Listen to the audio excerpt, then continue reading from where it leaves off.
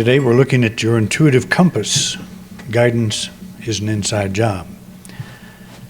And the topic of intuition was requested by Bev. Always makes good suggestions, and I'm always looking for them, so if you have a subject you want me to talk about, let me know.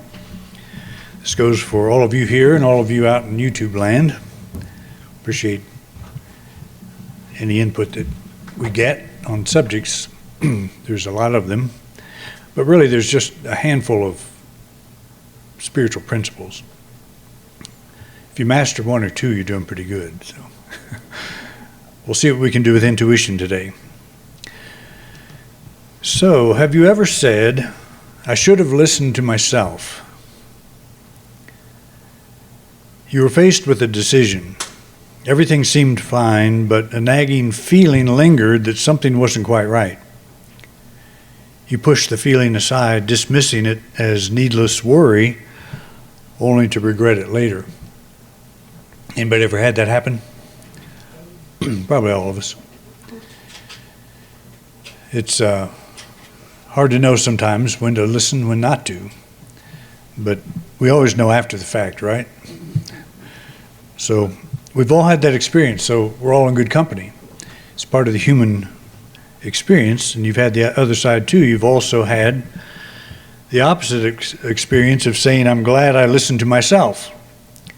Again, faced with a decision, others said one thing, but you felt another, and you listened to yourself. These are those moments when you can say, I told you so. So we've all had those too, right? We've had both sides. So I'm not going to stand up here and tell you exactly how to tap into your intuition. What I will say for sure is that we all have it. We all have an intuitive side. We have an intellectual side. That's a lot easier to explain because it's our envisioning, picture making, algebra solving part of our brain that we all use. Probably a lot more than the intuitive, although the intuitive it's always active. We're just not always tuned into it, not always clear about what it is. Well, we probably are more tuned in than we realize, so let's not go there. But we act as if it's a thing that when the intuitive is speaking, a green light comes on, and we'll know it. We'll understand what that is. You know, it'll call our attention. And I think we're in this culture, we're trained just as much to ignore that side as we are to pay attention to it. And so it's, if you were going through your high school years again, there are a lot of things you probably wouldn't do if you had an adult brain, if you had an adult way of thinking. But we go through periods of time where we try to fit in. I know I did. I tell you my football story, which was a disaster. I think I weighed maybe 5 pounds or something like that and went out for football. And I was small enough to beat a football. But got the daylights beat out of me, but I thought that was important to fit into that society. And everything in me said, don't do this. Why are you doing this? I didn't really find hit my stride till I started playing ping pong. So it's a little less of a contact sport. But anyway, that's, if we were to live our lives over again, would we listen to ourselves better? Even if we had all the knowledge we have today. And I don't know if we would or not. I guess we'll find out. Next time around, let's remind each other, let's ask and we'll see what we've learned. We all grapple with the conflict between head and heart, or spiritually speaking, intellect and intuition.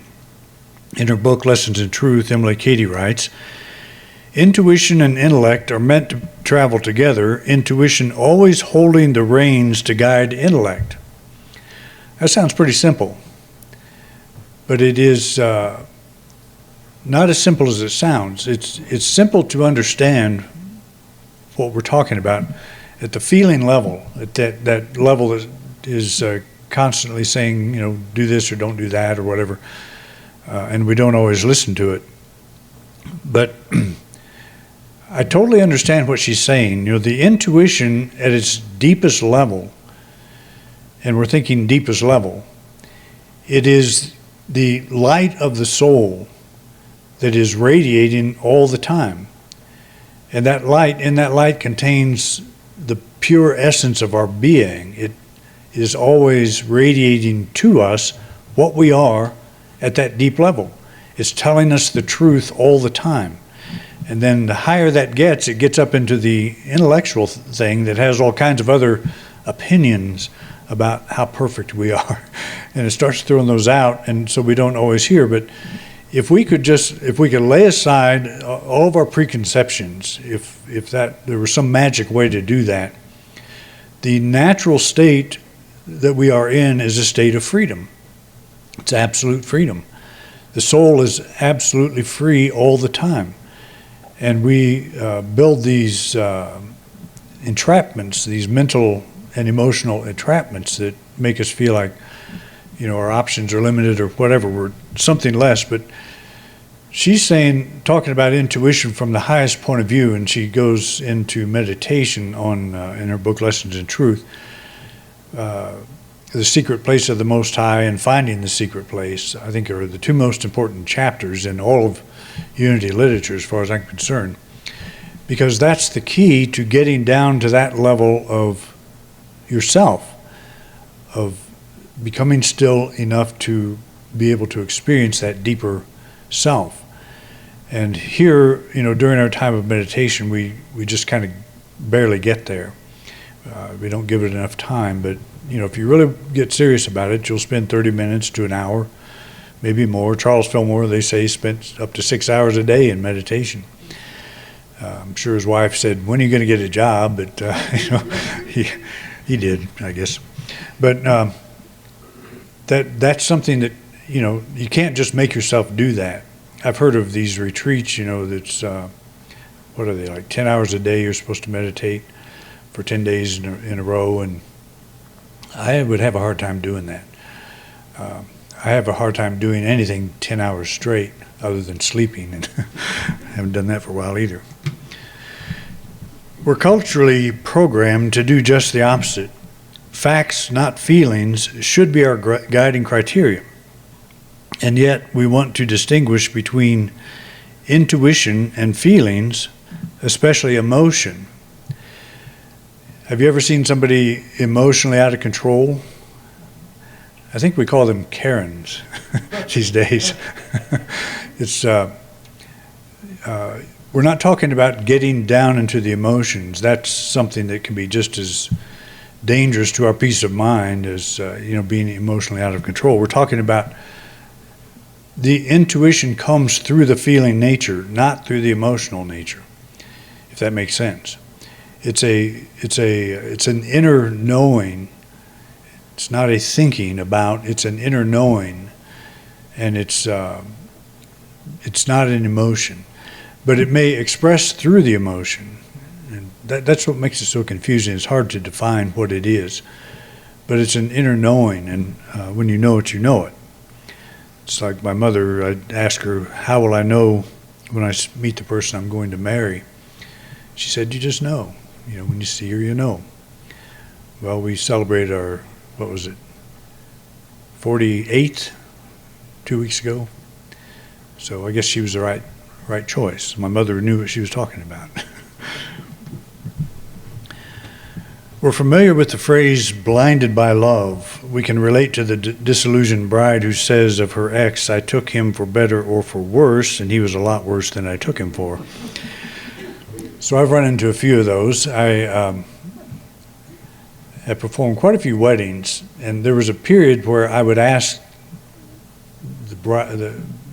usually the bride who had been in a previous marriage, when did you first feel like something was not right in that marriage? And I was amazed at how many said at the wedding. Day one, at the very beginning. So the next question is, why would you go through it? Well, you've got a lot of money in it by then. You've got invitations out. You've got things, you've got obligations to people and so on. In other words, the mechanism kind of takes over the intuition. And I always thought that was a good illustration of why we don't always listen to the intuition, because it's sort of overridden by the facts. We've already sent out the invitations, we've made the wedding plans, and I never had advice for someone, like that, because I've done it myself, not in a marriage, but you sense something's not quite right, but you go ahead with it. And then you learn later it wasn't, and you say, like I said, I wish I had listened to myself. So this cuts both ways. The priest is saying, do you take so-and-so for, whatever, and the bride says, whatever. He said, I'll take that as a yes. So it happens both ways. I've talked to grooms, too, that were in former marriages that had the same kind of response, that I wasn't sure, but, what man is? It's just like, I was sure. I felt very confident. I think by the time we reached our wedding moment that we were both good with it. But when you make a big decision like that, there's a lot riding on it, and so it's maybe harder to sort out, what's right and what's not. At its deepest level, intuition is the still small voice of the soul. It's that inner awareness that understands we desire more because we are more. No decision, however regrettable, will diminish our soul. So again, think of the soul as it is complete, it's perfect right now. There's a lot of layers on top of it that are built by the intellect and by the out of control emotional side of us and all that. It's not true of the soul. But down at the very core of our being, there is a still small voice that is always saying, you're fine, you're good, you're whole, you're complete, you're loved, you're part of something vast and wonderful, and that no decision, however regrettable, will diminish your soul. I thought about this last time Bev played the Native American flute. She played impromptu, and she said, by doing that, you can't make a mistake. And I thought that's a good illustration. If you're playing impromptu, you're following your intuition. That might be a good way to explain it. If you're reading the music, you're following the intellect, basically. If you're playing impromptu, you're following your intuition, and you can't make a mistake. Because who can say that what a mistake is, when you're doing that? And so I think that's what I come to is, if you just hold this idea, maybe I don't know how to hear my intuition every single time, and maybe I don't always listen to it. When I do hear it, I don't always obey it. Does that mean I make a mistake if I don't? And I think the answer is no, you don't. Nothing you can do will damage your soul. Nothing you can do will damage your relationship to God.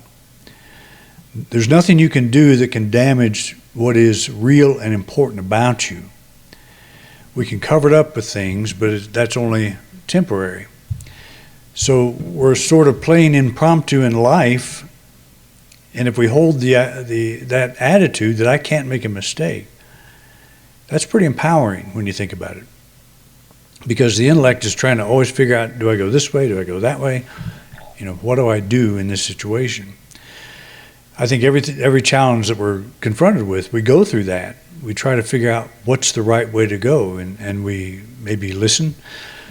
But I do find that when I get to the point where I let go and I say, whatever happens is okay, that'll be the thing, that'll be the road I'll take. You actually, you slip into a state of peace of mind, like it's okay. I was listening to somebody talk about that very thing. They were in a horrific car accident and couldn't get out of the car. And they were struggling to get out, but couldn't. Just the dash or the steering wheel was pushed in on them, and they just couldn't get out. And they got to the point where they knew they couldn't do it, so they let go and just resigned. And this is life and death. You're talking pretty major decision. I can't do anything but let go. And the moment they let go, they said that they were just engulfed with a peace like they'd never experienced before, ever. And at that very moment, the face shows up in the window, and the help has arrived, and they get the person out. And but that's kind of an extreme thing, but it is still the same principle that applies in whatever you're doing. If you're worried about something right now,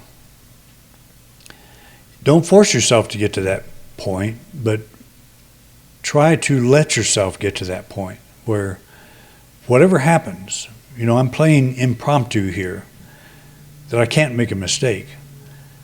And so I'm open and receptive to the next step. And a face will show up in the window of some kind. Some kind of help will show up. And that face may be you. It may be your own just feeling like I am okay. I will take the next step. I will do whatever it is I need to do to go forward. And it'll be just fine.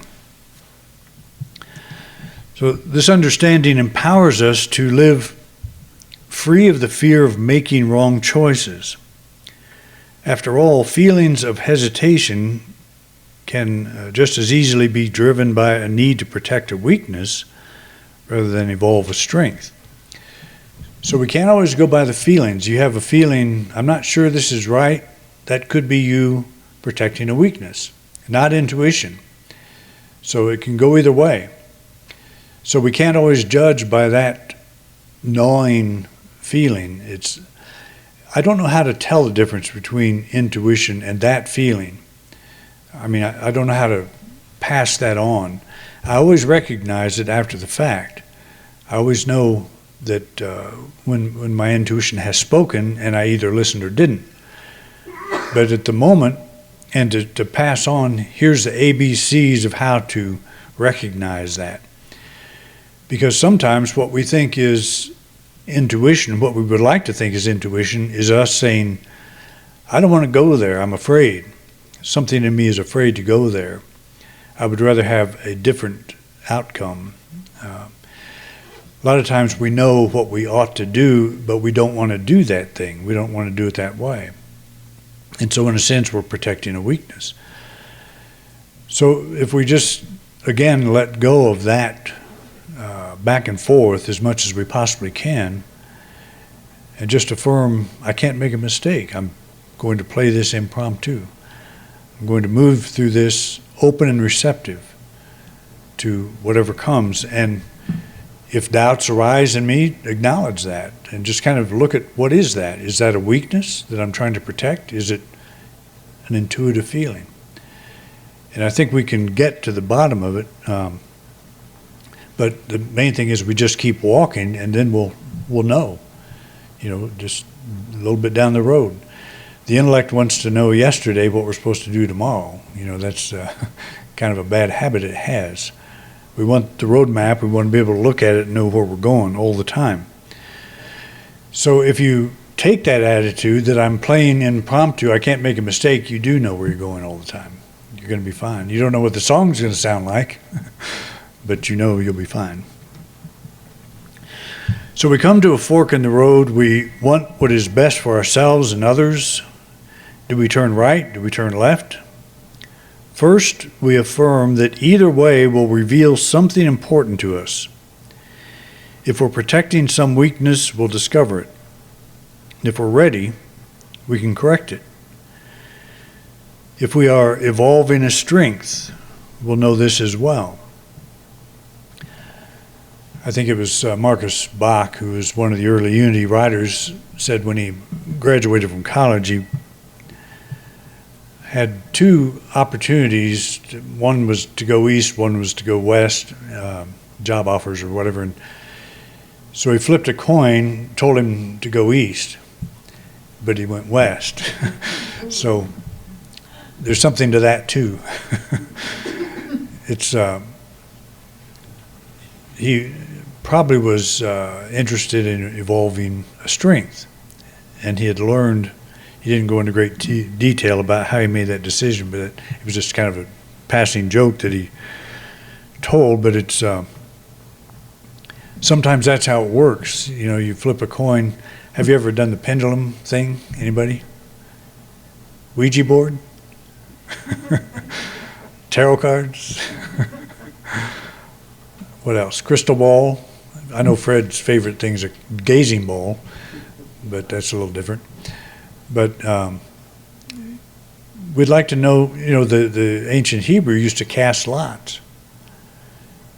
I don't know exactly what that was, but I had a unity minister friend that learned what that was and used to do it, cast lots. So you cast them and it tells you to go right or turn left, you know, it tells you what to do. The intellect says we must always make the right choice. The intuition, holding the reins to guide the intellect, reminds us that even a wrong choice can lead to deeper understanding. So don't you feel the freedom in that kind of attitude that no matter what choice you make, and yes, we would like to save ourselves from having to go through difficult times because we made a bad choice. But I don't know if that, even if you make a good choice, sometimes it's difficult. That's usually what we're trying to avoid, is the difficult thing, and that might be the best choice, is going down that difficult path, and we're trying to avoid it. And so our pendulum probably would say, don't go down that path, you know, when the intuition probably says you need to go down that path. And what usually will happen is somehow life figures out how to get us to go down that path, whatever we choose. So if we just have that attitude that we can't make a mistake, we're playing impromptu. We're taking an impromptu approach to life, so we can't make a mistake. That's a pretty freeing thought. I've thought about that many times since Bev said it. I always appreciate when those little things slip out. You can't make a mistake. So just live with that attitude, that freedom, whatever you're involved in, and know that you're going to step through it, you're going to get through it. Whatever it is, it could be a health challenge, could be a financial challenge, could be a people challenge, could be anything. You'll get through it, one way or the other, and you'll learn from it, you'll benefit from it in some way. All right? Pretty cool, right? Thank you for watching this week's program. If you enjoyed this video, please share it with others. We want to reach as many people as we can, and we appreciate your help. We have many subjects in our video lineup, so feel free to take a look. If there's a topic you don't see and would like me to address, just put it in the comment section. I'd love to know what's on your mind.